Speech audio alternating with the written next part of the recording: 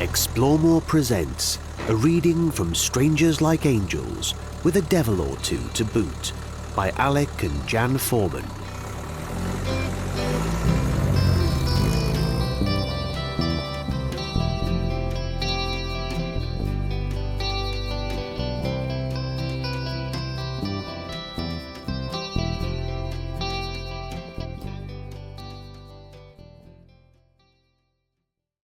Chapter 25, Afghan Encounters, 19th to the 20th of September 1977, Afghanistan.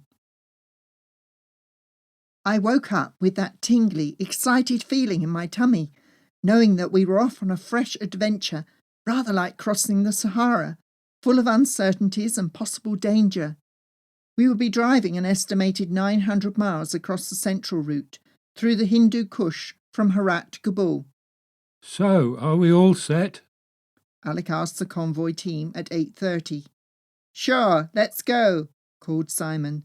Bien sûr, allons-y, affirmed Jean-Luc.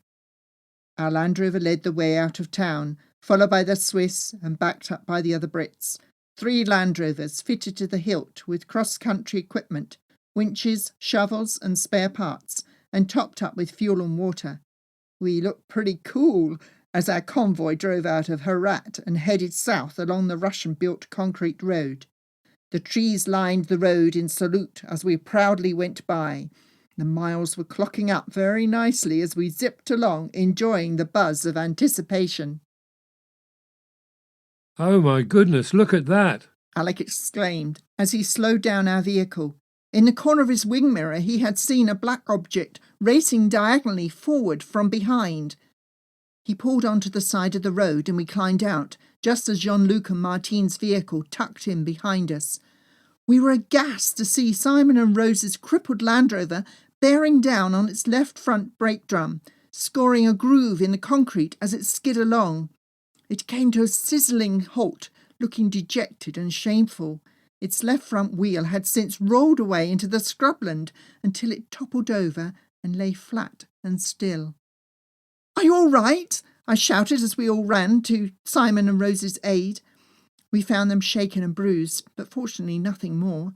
"Damn," said Simon. "I knew I should have checked and tightened those wheel nuts again this morning. I was so eager to be away that I forgot." "It's all right, Simon. We're not hurt. It's okay," said Rose. "Are you crazy?" shouted Simon. "This is the last thing we need. What are we going to do now?" Alec offered a practical solution. I'll go and retrieve the wheel, whilst you all look for the wheel nuts. Amazingly, every one of the 5 nuts were found within a short distance of each other. The wheel was soon refitted firmly to the ailing Land Rover, and we continued on along the main road. We soon reached the dirt track on the left that we had been looking for, opposite a signpost on the right to Shindand. It was an endless track, going on and on and on, past several villages, until we stopped at one that had fuel, a hand pump attached to a 45-gallon drum of petrol. We all promptly topped up our tanks and jerry cans again. Simon inquired where it might be possible to buy a new brake drum to replace their damaged one. None of us was surprised with what he discovered. He and Rose needed to return to the main road and continue driving south to Kabul via Kandahar. Our convoy was down to 2 vehicles. As we drove along the central route towards Farsi, the cross-country track was very visible. It was encouraging to see local traffic coming along too, reassuring us that we were on the right road as marked on the map. The terrain was dry and dusty, with shades of beige to pink earth on the gravelly rolling hills. 2 loaded lorries came towards us, packed to overflowing with merchandise and people. Sitting way up high on top of the piled goods were rugged turbaned men hanging on to their baggage. Inside the cab, the long bench seat was bulging out with more men, even one between the driver and the cab door. The front mudguards provided a seat to a man either side of the bonnet. Not to miss the chance of a ride, there were outriders standing on the step up to the cab, holding onto the open windows of the doors.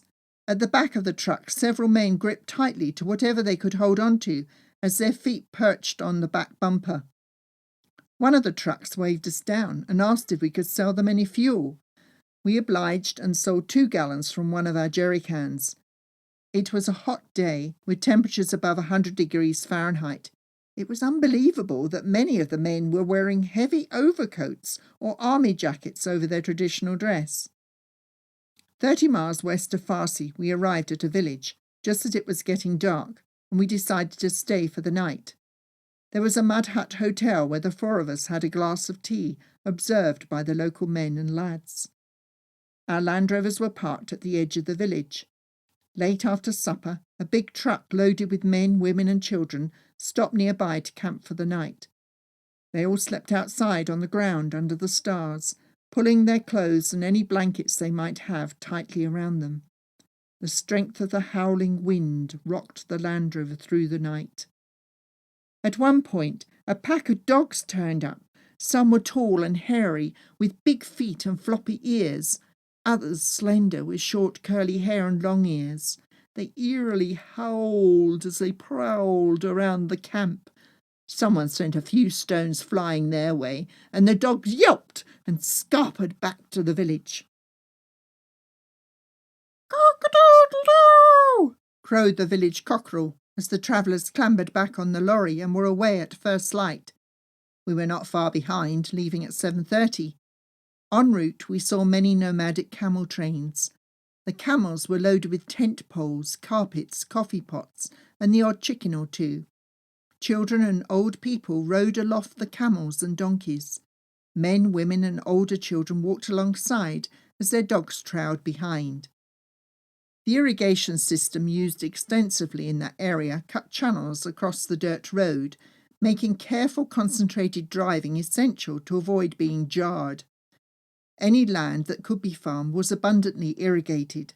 The fields of golden corn were being harvested by hand, using a sickle and stick, then gathered into a pile on the ground. 5 cows trampled around and around on the sheaves of corn, releasing the grains of wheat. Every so often we passed by a graveyard. Each grave was denoted by a pile of stones covering the earth, with a larger stone at each end. New graves had leafy branches from a tree stuck in the ground, top and bottom. Tied onto the branches were strips of material fluttering in the breeze. Cattle horns and china pots were displayed on some of the graves. Our 100-mile drive of the day went well, and it was good to chat with Jean-Luc and Martine at natural stops along the way.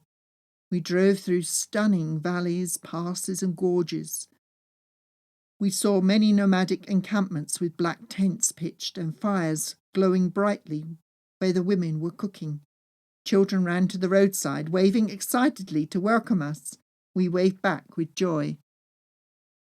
Going through Tulak en route to Sabrak, the night was drawing in, so we stopped at the next village. 3 men approached our parked vehicles, and we asked through sign language if we could stay there for the night. They amicably agreed, and there soon gathered an intrigued crowd of locals watching us. They were fascinated when we put up our extending roof. I was busy with taking the cooker, kettle and other stuff out of the cupboards, ready to prepare the dinner. I pumped water to make it flow out of the tap on top of the worktop as I filled the kettle. Alec was doing an all-round check of the vehicle, including the air pressure in the tyres. Jean-Luc and Martine were doing the same in their vehicle. We were putting on quite the show, and our audience chatted excitedly as they commented to one another about our curious antics. Then a man called my attention to come out to see his wife.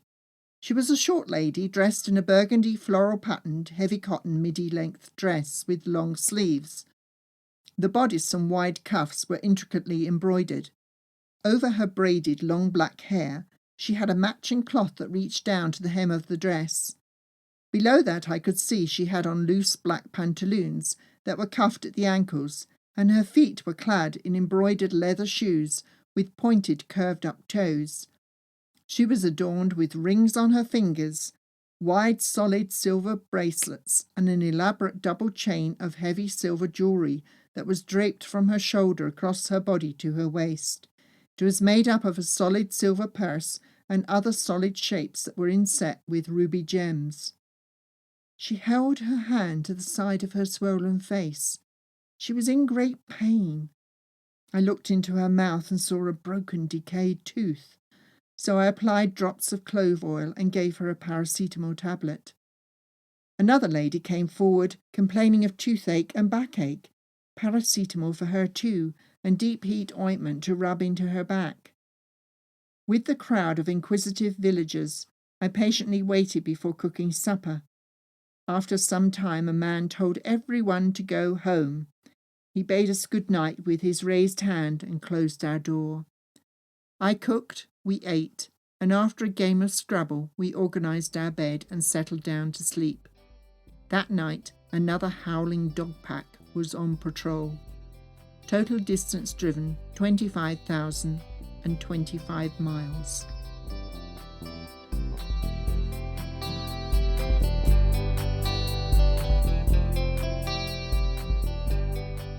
You've been listening to a reading from Strangers Like Angels with a Devil or Two to Boot by Alec and Jan Forman, presented by explmore. explmore is an adventure lifestyle brand founded on the 1977 travel stories of Alec and Jan Forman, with a passion to inspire people to explore more of the world, engage with others, and embrace global cultures to ensure a greater understanding for each other and enable positive progression. Discover great products and more on explmore.com. That's explmore.com.